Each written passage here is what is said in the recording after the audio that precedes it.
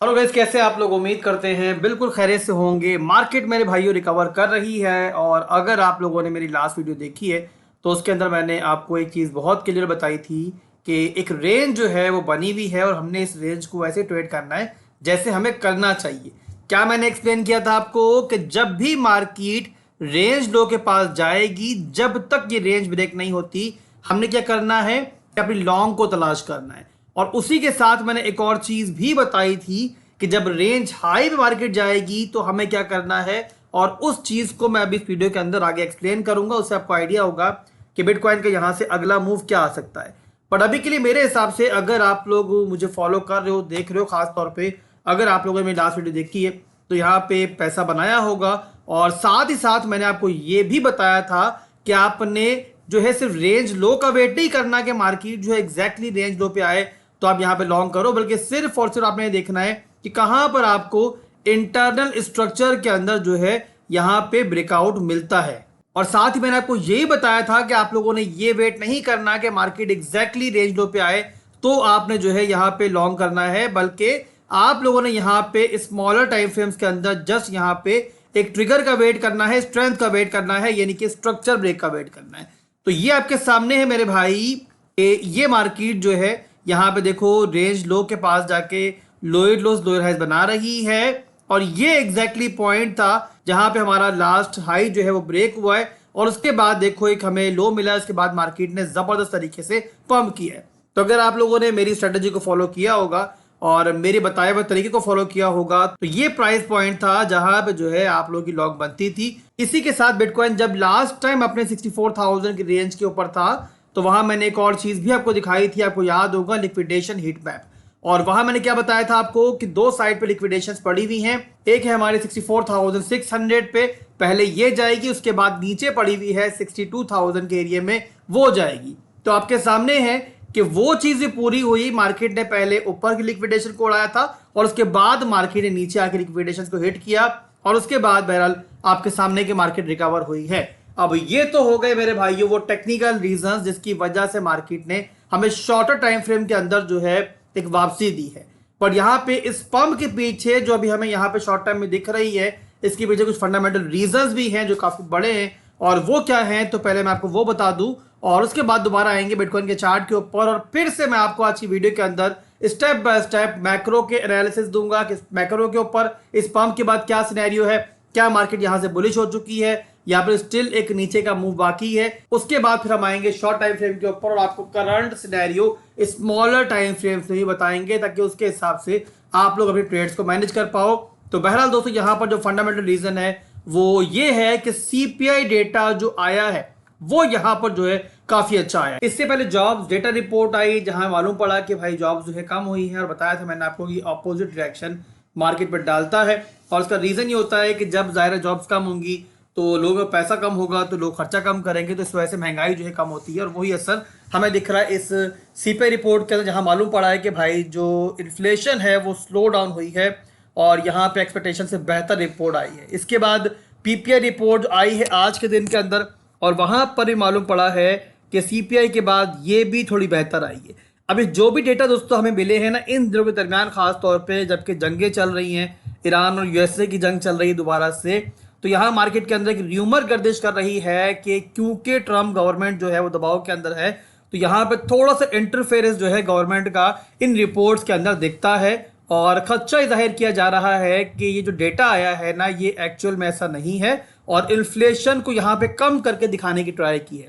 But बहरहाल दोस्तों यहाँ पर असलियत जो भी है फिलहाल के लिए शॉर्ट टर्म के अंदर मार्केट को इससे फर्क नहीं पड़ता कि भाई पीछे रियलिटी क्या है। मिड टर्म में जाहिर है पड़ेगा आगे चल के अगले महीनों के अंदर, बट अभी के लिए मार्केट ने बहरहाल शॉर्ट टर्म के अंदर इसको वेलकम किया है और हमें यहाँ पर जो है इसी रीजन की वजह से एक रिकवरी जो है देखने को मिल रही है। तो बहरहाल दोस्तों ये कुछ फंडामेंटल रीजंस थे जिसकी वजह से मार्केट बहरहाल अब रिकवर हो रही है। अब चलते हैं बिटकॉइन के चार्ट्स के ऊपर और देखते हैं कि मैक्रो के अंदर क्या सिनेरियो चल रहा है, शॉर्ट टर्म के अंदर क्या सिनेरियो चल रहा है। बहुत इंपॉर्टेंट चीज़ें हैं जो आपसे डिस्कस करना चाहूँगा यहाँ पे। और उसके लिए पहले मैं ओपन कर लेता हूँ बिटकॉइन का मैक्रो का चार्ट और उसके बाद फिर बाकी जो हमारे टेक्निकल्स हैं उनको डिस्कस करेंगे। तो पहला दोस्तों वीकली का चार्ट मैंने ओपन कर लिया। यहाँ पहले हम देखते हैं स्ट्रक्चर को। तो ये आप देखो मार्केट ने एक लो बनाया, ये एक हाई बनाया, उसके बाद मार्केट ने एक और लो बनाया है और अब यहाँ पे आपको दिख रहा होगा कि हमें यहाँ पे एक लोअर हाई का मूव मिल रहा है। तो मैक्रो के अंदर बहरहाल still market as long as 82,000 को नहीं तोड़ती है, यहाँ पे मार्केट बहरहाल अभी के लिए जो है वो डाउन ट्रेंड के अंदर ही है। तो यहाँ पे मैक्रो के अंदर बहरहाल कोई चेंजिंग जो है बहुत जल्दी नहीं होती है और ओवरऑल स्ट्रक्चर जो है वो स्टिल डाउन ट्रेंड के अंदर है। इसी के अलावा स्ट्रक्चर विद इन स्ट्रक्चर जो है यहाँ पे बन रहा है, वो भी यहाँ मार्क पे करना चाहूँगा। या आप देखो तो यहाँ पे दिख रहा होगा आपको कि यहाँ पे एक इंटरनल स्ट्रक्चर जो है बन रहा है। अब यहाँ पे इसको मजीद क्लियर करने के लिए मैं यहाँ पे कुछ लेवल्स ड्रॉ करूँगा, उससे आपको इंशाल्लाह क्लियरिटी मिलेगी। तो यहाँ पे इसके लिए मैं एक रेंज बनाने जा रहा हूँ, वही रेंज स्ट्रेटजी जिसको अप्लाई करते हुए हमने शॉर्ट टर्म के अंदर अभी काफ़ी दिनों से अच्छी ट्रेडिंग की है और मैंने अपने एनालिसिस जो है आपको काफ़ी दिनों से उसी रेंज की बेस पे दिए हैं। अभी आगे चल के इंशाल्लाह शॉर्ट टाइम फ्रेम के अंदर उसको भी डिस्कस करेंगे। और बहरहाल अभी के लिए यहाँ पे इस रेंज को मैं डिस्कस कर लूँ पहले। तो ये देखिए हमारा ये है रेंज हाई, ठीक है, मार्क कर दिए, ये है हमारा रेंज लो। और इसके बाद यहाँ मैं लूँगा मिड रेंज को, तो उसके लिए मैंने यहाँ पे मिड रेंज निकाल ली है।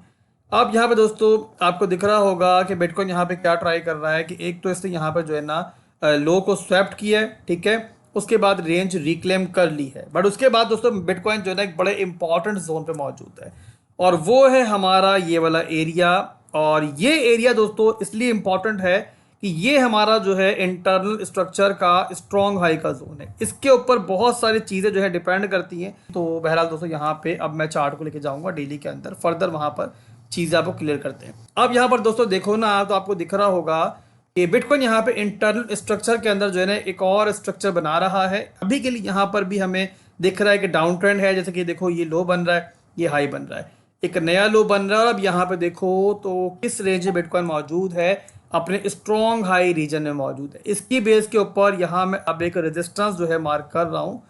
तो ये मैंने रेजिस्टेंस मार्क कर दी है। और अगर आप मार्केट स्ट्रक्चर को थोड़ा सा भी समझते हो तो इतना आप जानते हो कि जो स्ट्रॉन्ग हाई का रीजन होता है जब तक वो टूटता नहीं है तब तक जो है वो एक रेजिस्टेंस तौर पे काम करता है। तो ओवरऑल यहाँ पे आसान जुबान में हम यहाँ पे दाखिल हो रहे हैं अपनी रेजिस्टेंस टेरिटरी के अंदर।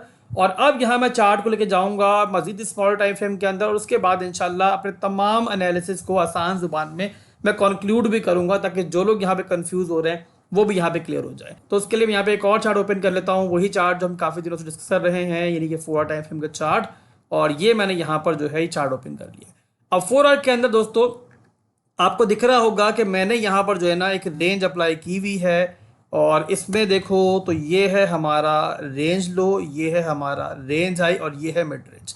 और अगर आपको याद है तो मैं एक चीज़ बार बार आपको रेंज के बारे में समझाता हूँ कि रेंज ट्रेड करने का एक ही असूल है कि भाई रेंज लो के ऊपर जो है हमें लॉन्ग तलाश करनी है और रेंज हाई के ऊपर हमें यहाँ पे इस चीज़ के लिए रेडी रहना है कि मार्केट जो है दोबारा रिजेक्शन की तरफ जा सकती है। और शॉर्ट टर्म की जो हमारी ट्रेड्स हैं आप यूँ समझ लो कि जो हमारा ये रेंज हाई का एरिया होता है ना, ये एक प्रॉफिट बुकिंग एरिया होता है।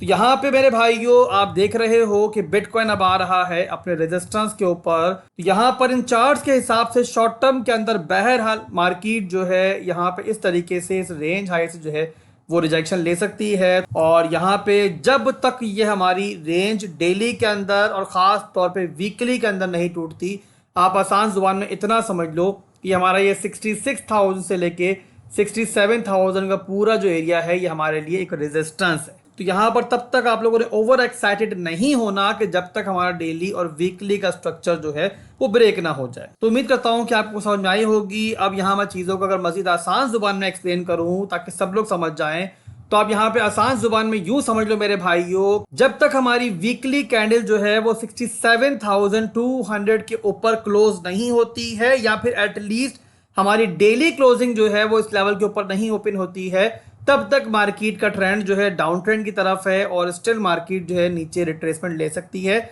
जाहिर है मार्केट के पास एक फंडामेंटल अपडेट है, एक थोड़ी बहुत अच्छी अपडेट है, तो यहाँ पे थोड़ी देर मार्केट जो है आपको मजीद जो है इस रेंज में रख सकती है। बट उसके बाद यहाँ पे एक्सपेक्टेड है कि मार्केट यहाँ पे एक रिजेक्शन की तरफ जा सकती है। बट यहाँ पे एक और चीज भी मैं आप लोगों के लिए ऐड करना चाहूंगा और वो बड़ी इंपॉर्टेंट चीज है। वो ये चीज मेरे भाइयों के देखो मार्केट का जो स्ट्रक्चर है ना ओवरऑल वो किसी भी इंसान के हाथ में नहीं है। किसी भी मौके के ऊपर हमारा ये हाई जिसके बारे में बताया मैंने अभी आपको, ये वीकली में या फिर एटलीस्ट डेली के अंदर जो है ना वो टूट जाता है, अगर चाहे अभी टूटे या बाद में टूटे, पर यहाँ पे कभी टूट जाता है तो आपने ध्यान में रखना है कि उसके बाद आने वाला कोई भी पुल बैक जो होगा वो हमारे लिए बाइंग अपॉर्चुनिटी होगी।